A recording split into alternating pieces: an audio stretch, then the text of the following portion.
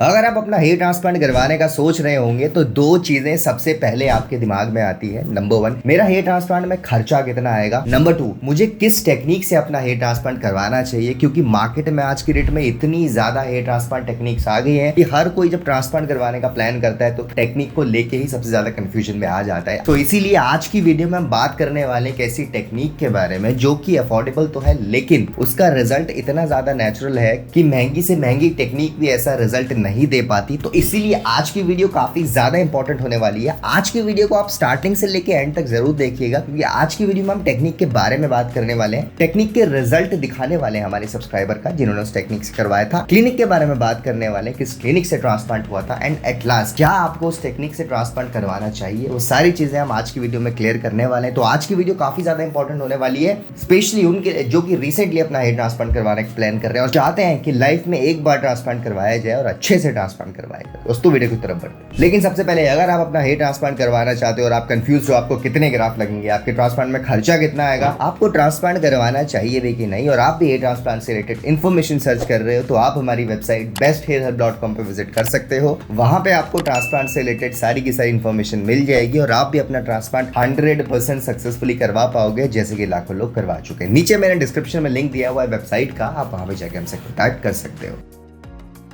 तो गाइस सबसे पहले हम स्टार्ट करते हैं पेशेंट की जर्नी से और पहले बात कर लेते हैं कि जब इन्होंने कॉन्टैक्ट किया था उस समय ये किस कंडीशन से सफर कर रहे थे। तो बात करें अगर ट्रांसप्लांट से पहले की कंडीशन के बारे में तो आप देख सकते हैं फ्रंटल हेयर लॉस काफी ज्यादा इनको हो चुका था। अगर मैं इनकी एज की बात करूं तो सिर्फ 23 ईयर ओल्ड इनकी एज थी। अभी ये दिल्ली से थे और बहुत ज्यादा कंफ्यूज थे अपना हेयर ट्रांसप्लांट करवाने को लेकर। काफी लोग अभी भी कंफ्यूज रहते हैं पीआरपी जीएफसी को लेकर कि अगर हमारा हेयर लॉस हो गया तो क्या मुझे बिना ट्रांसप्लांट करवाए हुए पीआरपी या जीएफसी से रिजल्ट मिल जाएगा। और ऐसे ही कंफ्यूज ये भी थे, इनकी फ्रंटल हेयर लाइन जब काफी ज्यादा रिसीड हो चुकी थी तो इन्होंने काफी ज्यादा पीआरपी और जीएफसी ट्रीटमेंट ली है, लेकिन इनकी फ्रंटल हेयर लाइन बिल्कुल भी रिकवर नहीं कर पाई। गाइस मैं पहले भी आपको बता चुका हूं कि पीआरपी जीएफसी बहुत ज्यादा इफेक्टिव होता है अगर आप उसको नंबर 1 अपनी डेंसिटी बढ़ाने के लिए यूज कर रहे हो, नंबर 2 अगर आपने ट्रांसप्लांट करवाया हुआ है और आप चाह रहे हो आपका रिजल्ट बूस्ट हो जाए। इन दो कंडीशन में हमेशा पीआरपी और जीएफसी आपके लिए काफी ज्यादा इफेक्टिव रहता है। अगर मैं बात करूं फ्रंटल हेयर लाइन की तो आप कितनी भी पीआरपी जीएफसी ले लो, आपकी फ्रंटल हेयर लाइन में फर्क नहीं पड़ने वाला। जीएफसी लो या पीआरपी लो और दुनिया के किसी भी क्लिनिक से ले लो, पीआरपी एंड जीएफसी आपके लिए हेल्पफुल बिल्कुल नहीं होने वाला अगर आपका फ्रंटल हेयर लॉस हो चुका है। चाहे आप 3rd ग्रेड में हो, 4th ग्रेड में हो, 5th 6th कितने भी ग्रेड में हो, पीआरपी और जीएफसी से आपको फ्रंटल एरिया में बिल्कुल भी रिजल्ट नहीं मिलने वाला। राइट, तो ये चीज आप अपनी क्रिस्टल क्लियर कर लो। इन्होंने भी 3-4 सेशन लिए थे जीएफसी के, लेकिन फ्रंटल हेयर लाइन इनकी ऑलरेडी काफी ज्यादा रिसीड हो चुकी थी। फाइनली इन्होंने हेयर ट्रांसप्लांट करवाने का प्लान किया और दिल्ली से थे, तो दिल्ली के बहुत एक अच्छे क्लिनिक में इनका हेयर ट्रांसप्लांट हुआ। राइट, अगर हम बात करें ट्रांसप्लांट से बाद की कंडीशन के बारे में तो आप देख सकते हैं, सबसे पहले मैं बात करता हूं हेयर लाइन के बारे में। तो आप देख सकते हैं इनकी हेयर लाइन को, क्योंकि 23 ईयर ओल्ड थे, राइट, इनके पास डोनर बहुत अच्छा था तो इनकी हेयर लाइन नीचे भी बनाई जा सकती थी बहुत ज्यादा एग्रेसिव। राइट, दो रीजन से। नंबर 1 रीजन, ये अपनी बहुत ज्यादा एग्रेसिव हेयर लाइन नहीं बनाना चाहते थे। जैसे हेयर लॉस से पहले इनकी हेयर लाइन थी, ये वैसे ही हेयर लाइन को कंटिन्यू रखना चाहते थे। राइट, तो इन्हीं की हेयर लॉस के पहले की फोटोज को देख के इनकी हेयर लाइन का डिजाइन किया गया। राइट, और नंबर 2 रीजन ये था कि इनकी फेशियल फ्रेमिंग में यही हेयर लाइन ज्यादा अच्छी लग रही थी। राइट, तो इन्हीं दो चीजों को कंसीडर करके इनकी हेयर लाइन बनाएगी और आप देख सकते हैं काफी अच्छी तरीके से इनका हेयर ट्रांसप्लांट हुआ। और अब मैं बात करूं टेक्निक के बारे में तो इनका ट्रांसप्लांट इंटरलॉकिंग टेक्निक से हुआ। आप देख सकते हैं काफी अच्छी तरीके से हेयर ट्रांसप्लांट हुआ है। फ्रंटल हेयर लाइन में सिर्फ सिंगल हेयर फॉलिकल लगाए गए हैं। सेकेंडली काफी ज्यादा यंग थे और टेम्पल इनके ऑलरेडी रिसीड हो चुके थे, तो इनका टेम्पल क्रिएशन भी किया गया। आप देख सकते हैं 2000 ग्राफ्ट ऑलमोस्ट इनके लगाए गए और एक सेशन में पूरा का पूरा इनका हेयर ट्रांसप्लांट हो गया। अगर मैं बात करूं डोनर की तो डोनर को ज्यादा नहीं छेड़ा गया। राइट, काफी क्लिनिक क्या करते हैं कि अगर आपको 2000 ग्राफ्ट की रिक्वायरमेंट है तो आपके ज्यादा ग्राफ्ट एक्सट्रैक्ट कर लेते हैं जस्ट बिकॉज आपको अच्छी डेंसिटी देने के लिए। उस कंडीशन में वो अच्छा इसलिए लगता है क्योंकि आपको जब रिजल्ट आता है तो आपको डेंसिटी बहुत ज्यादा अच्छी लगती है। राइट, बट क्योंकि आपके कम एरिया में ज्यादा ग्राफ्ट लगा दिए जाते हैं, ज्यादा डोनर यूज कर लिया जाता है, तो फ्यूचर में अगर 5 साल बाद दोबारा ट्रांसप्लांट की जरूरत पड़ती है तो तब पेशेंट को रियलाइजेशन होता है कि मेरा डोनर अब इतना अवेलेबल नहीं है। अगर मैंने फर्स्ट सेशन में जितनी रिक्वायरमेंट थी उतने ही लगा लिए होते तो आज मेरे पास डोनर बचता और मैं सेकंड सेशन अच्छे से ले पाता। इसलिए हम हमेशा बोलते हैं कि आप क्लिनिक को बहुत वाइजली चूज करो। जिस भी क्लिनिक से ट्रांसप्लांट करवाओ मेक श्योर करो कि वहां पे एक्सट्रैक्शन है वो एडुकेट नंबर ऑफ ग्राफ्ट्स का ही किया जाता है। राइट, ऐसा ना हो कि आपको 2000 ग्राफ्ट की रिक्वायरमेंट है, आपके 3000 ग्राफ्ट निकाल के लगा दिए, आपको डेंसिटी पे अच्छी लगी और फ्यूचर में जब एग्जिस्टिंग हेयर लॉस हुआ तो आपको पता लगा कि आपके पास डोनर एरिया ही अवेलेबल नहीं है। राइट, इनका अगर मैं बात करूं तो इनके बिल्कुल एडुकेट नंबर ऑफ ग्राफ्ट से निकाले गए और काफी अच्छी तरीके से इनका हेयर ट्रांसप्लांट हुआ। अब काफी लोग इस चीज में भी भी काफी ज्यादा कंफ्यूज रहते हैं सर कि मेरी हेयर लाइन उतनी ही रिसीड हुई है जितनी मेरे फ्रेंड की हुई थी, राइट, या फिर जितना मैंने एक रिजल्ट देखा था उतनी हुई थी, बट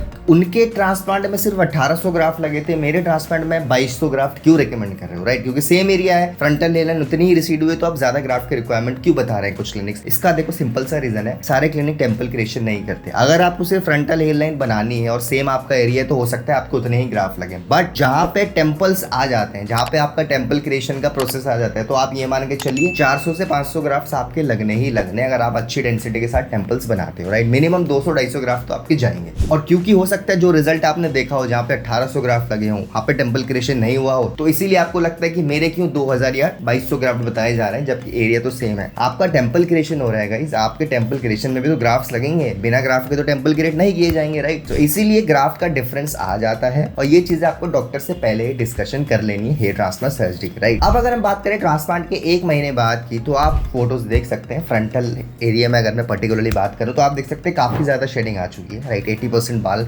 फ्रंटल एरिया में झड़ चुके हैं। लेकिन अगर मैं टेम्पल की बात करूं तो आप टेम्पल में देख सकते हैं, टेम्पल में तो पूरे ही बाल झड़ चुके हैं, राइट? टेम्पल में जितने भी ग्राफ्ट्स लगाए थे ऑलमोस्ट 99% झड़ चुके हैं। और इस समय शेडिंग फेस के बारे में बार बार क्या बताऊं, आप सभी को पता है शेडिंग फेस जिन्होंने ट्रांसप्लांट करवाया होगा या फिर जो इस फेस से गुजर रहे होंगे, आप सभी को पता है कैसी फीलिंग होती है।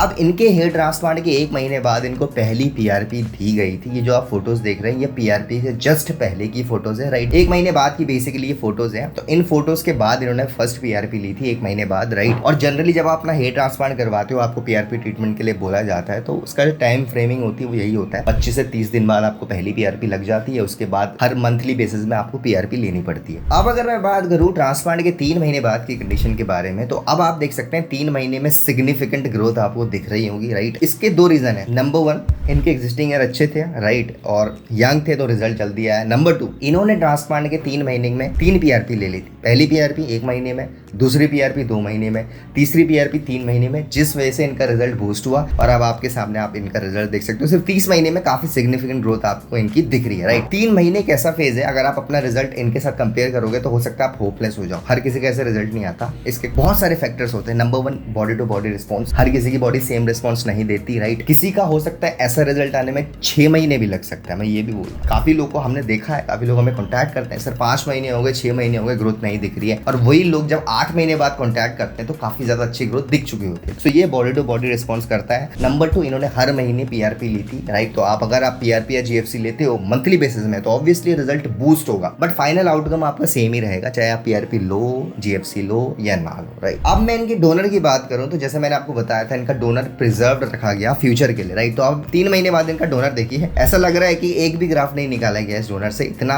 क्लीन, इतना नीट एंड क्लीन डोनर छोड़ा गया। फ्यूचर में अगर जरूरत पड़ती है 2, 3, 4,000 ग्राफ्ट की भी, तो इजीली एक्सट्रैक्ट किए जा सकते हैं, राइट? अब मैं बात करूं ट्रांसप्लांट के 6 महीने बाद की कंडीशन के बारे में, तो अब आप 6 महीने बाद इनकी कंडीशन देखिए। सिर्फ 6 महीने में बहुत ही अच्छा इनका रिजल्ट आया है, राइट? अभी हो सकता है आपको रिजल्ट इतना अट्रैक्टिव नहीं लग रहा होगा, क्योंकि इसका सबसे बड़ा रीजन बताऊं क्या है? इनके साइड वाले बाल, इनके एग्जिस्टिंग हेयर इतने ज्यादा बड़े थे कि हो सकता है आपको सिग्निफिकेंट ग्रोथ आप डिफरेंशिएट ना कर पा रहे हो फ्रंटल एरिया में, क्योंकि इनके एग्जिस्टिंग हेयर इतने ज्यादा बड़े हो गए कि फ्रंटल एरिया की ग्रोथ अच्छी नहीं लग रही है, राइट? ऑब्वियसली ग्रोथ हुई है, हेयरलाइन दिख रही है, बट इतनी अच्छी नहीं लग रही है। अभी मैं आपको इनकी हेयर कट के बाद की जब कंडीशन दिखाऊंगा, तब आप सरप्राइज हो जाओगे कि सिर्फ हेयर कट से कितना ज्यादा फर्क पड़ा है रिजल्ट में। अभी आप इनका रिजल्ट देखिए, डोनर देखिए, पूरा कवर हो चुका है, फ्रंटल हेयरलाइन ऑलमोस्ट आ चुकी है, एंड डेंसिटी काफी ज्यादा अच्छी है। ये सिर्फ 6 महीने में, अभी भी 50% रिजल्ट इनका और आना बाकी है, बट 6 महीने के हिसाब से आप देख सकते हैं बहुत अच्छा इनका रिजल्ट आया है, राइट? अब अगर हम बात करें सिर्फ 2 दिन बाद की, जब इन्होंने हेयर कट ले लिया था, हेयर कट इन्होंने फाइनली ले लिया, क्योंकि एग्जिस्टिंग हेयर बहुत ज्यादा थे, इन्होंने हेयर कट ले लिया साइड से। अब जो इनकी हेयर लाइन आई है सिर्फ 6 महीने में, आप देख सकते हैं पूरी